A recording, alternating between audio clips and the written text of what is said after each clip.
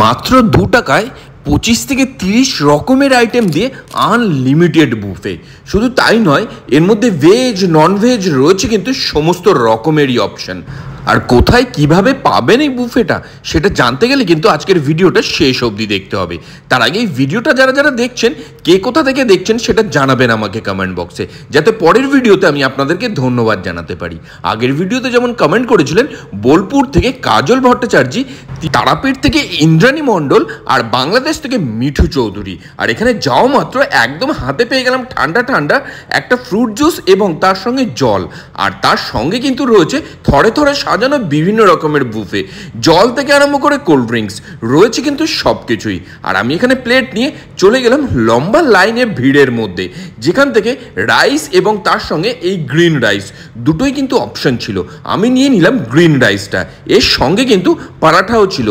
পরাঠা আমার ঠিক অতটা পছন্দ হয় না, যারা আমার ভিডিও দেখেন তারা জানেন যে আমি ভেতো বাঙালি, ওই জন্য রাইসটাই নিয়ে নিলাম। আর বুফেতে রয়েছে প্রচুর রকমের আইটেম, ওই জন্য কিন্তু ডাল, তারপরে ছোলা ভাটুরে যেগুলো ছিল সেগুলো আমি স্কিপ করে গেলাম।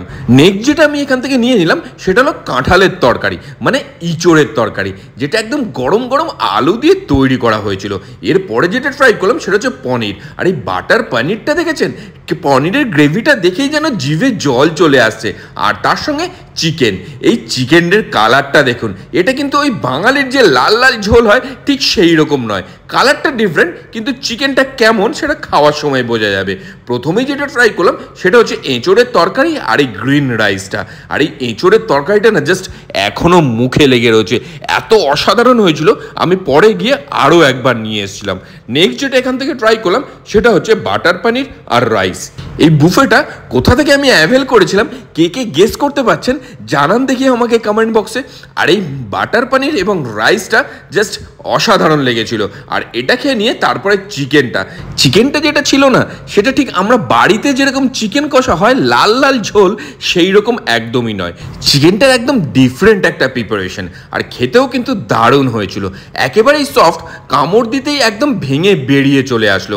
আর আমার খাওয়া দাওয়ার পরে নেক্সট কিন্তু এখানে চলে গেল ডায়েটিশিয়ান ম্যাডাম। আর ডায়েটিশিয়ান ম্যাডাম মানে বুঝতেই পারছেন যে ডায়েটের খানাপিনা।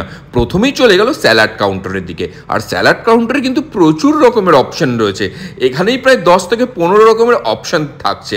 আর এই ডায়েট কাউন্টারের দিকে কিন্তু আমি একদম ভুলেও যাই না। আমার খাওয়া দাওয়া চিকেন মাটন এইসব না হলে ঠিক আমার খাওয়া দাওয়া পোষায় না। কে কে আমার মতন রয়েছেন যে ডায়েট ভুলে একদম চিকেন মাটন বিরিয়ানি দিয়ে সবসময় খাওয়া দাওয়া করতে ভালোবাসেন, সেটা জানাবেন আমাকে কমেন্ট বক্সে। আর এই ডায়েট ফ্রুট আর এই ডায়েটে খাওয়ার দাওয়ার রেসিপিগুলো কী কী ম্যাডাম এখান থেকে নিচ্ছেন আপনারা দেখি জানান আমাকে কমেন্ট বক্সে। ডায়েট বিভিন্ন ফ্রুটস এবং স্যালাডের আইটেম নিয়ে নেক্সট অল্প করে রাইস, এবং যে রাইসটা আমি স্কিপ করে গেছি, নেক্সট যেটা নিয়ে নিল সেটা হচ্ছে গ্রিন রাইসটা কিন্তু দারুণ ছিল। আর তারপরে সসেস খেতে কিন্তু আমার বেশ মন্দ লাগে না, তাই জন্য ম্যাডাম একটা সসেস নিচ্ছিল, আমি পেছন থেকে বললাম আমার জন্যও একটা নিয়ে নাও, পরে আমি ঠিক পেটে চালান করে দেবো।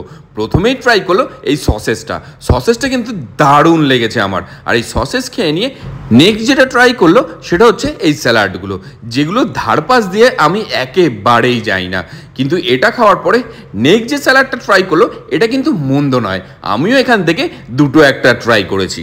আর এখানেই শেষ নয়, এখানে কিন্তু ডেজার্টেও ছিল প্রচুর রকমের আইটেম, সেগুলো ধীরে ধীরে দেখাবো আপনাদেরকে। আর কমেন্ট বক্সে ঝটপট ট্যাগ করে নিন আপনার সেই বন্ধুর গ্যাংকে যার সঙ্গে 2 টাকায় এই খাবারটা খেতে যেতে চাইছেন আপনি। আর এর পরে গিয়ে সেকেন্ড টাইমে যেটা নিয়ে আসা হলো সেটা হচ্ছে একটা নান এবং তার সঙ্গে চিকেন কষা।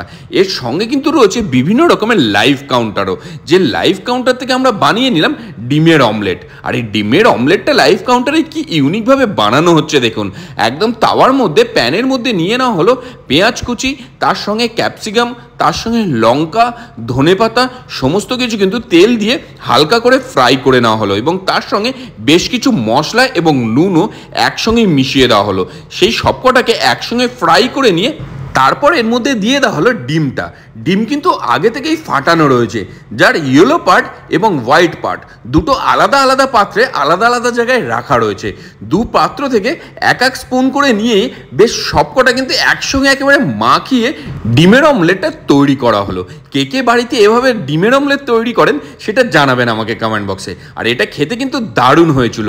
যারা এরকমভাবে ট্রাই করেন না, বাড়িতে এরকমভাবে বানান না, তাদেরকে বলবো এইরকমভাবে অবশ্যই করে একদিন বানিয়ে ট্রাই করুন, আপনাদের নিশ্চয়ই ভালো লাগবে। এখানে কিন্তু মোটামুটি আমরা 1.5-2 ঘন্টা সময় কাটিয়েছি। খাওয়া দাওয়া করেছি, ঘোরাফেরা করেছি, তারপরে আবার খাওয়া দাওয়া করেছি। ডেজার্টে প্রচুর রকমের আইটেম তো রয়েছেই, তার সঙ্গে কিন্তু এখানে স্যুপ থেকে আরম্ভ করে ফ্রুট জুস রয়েছে, বিভিন্ন রকমের আইটেম।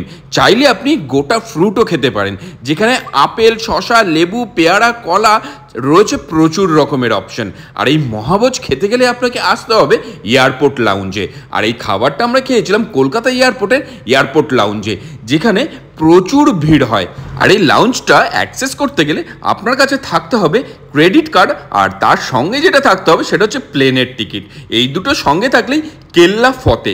ক্রেডিট কার্ড থেকে মাত্র 2 টাকা কাটিয়ে এই মহাভোজ খেতে পারবেন আপনি।